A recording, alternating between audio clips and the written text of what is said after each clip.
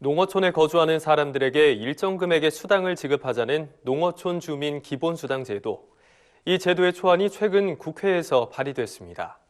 하지만 비농업계를 설득해야 하는 과제는 여전해 법률 제정까지는 험로가 예고되고 있습니다. 보도에 강창호 기자입니다. 국회에서 최근 농어촌 주민 기본수당 제정안이 발의됐습니다. 농어촌 주민 기본수당은 농어촌의 유지와 회복을 돕기 위해 농어촌 주민들에게 현금 또는 지역화폐를 직접 지급하는 제도입니다. 농어촌 주민 기본수당 제정안을 대표 발의한 양정숙 무소속 의원은 국가 식량 안보를 지키기 위해선 기본수당이 반드시 필요하다고 강조했습니다. 실제로 국내 식량 생산의 기반인 농어촌 지역은 빠른 속도로 사라지고 있습니다. 한국고용정보원에 따르면 향후 30년 이내 전국 228개 시군구 중 105곳이 소멸 위기에 처한 것으로 조사됐습니다. 농어촌 고령화와 도농소득 격차로 농어촌 인구가 빠른 속도로 줄고 있기 때문입니다.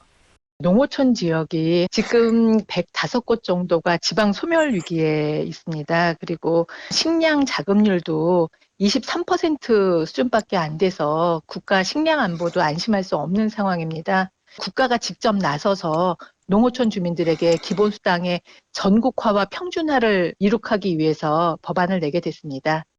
농어촌 주민 기본수당 제정안은 농어촌에 거주하는 주민들에게 기본수당을 10만 원 이상에 해당하는 금액을 지역화폐로 지급하는 내용을 담았습니다.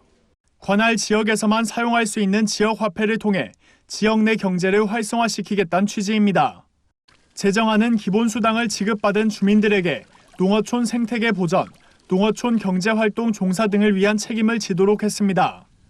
이를 위해 국가와 지자체가 필요한 의무 교육을 실시하고 지급 대상자들은 의무 교육에 적극적으로 참여하도록 하는 조항을 명시했습니다. 은혜적으로 시혜적으로 그냥 주는 것이 아니라 사회권적 기본권, 그러니까 권리로서 받는 수당으로 그렇게 입법을 하게 되었습니다. 다만 농어촌 주민 기본수당이 법제화되기 위해선 비농업계를 설득하는 과정이 최우선 과제로 꼽히고 있습니다. 전문가들은 도시민들에게 농어촌이 어렵다는 이유만으로는 법제화에 한계가 있을 수 있기 때문에 보다 논리를 세밀히 구성하는 과정이 필요하다고 강조했습니다. MBS 뉴스 강창호입니다.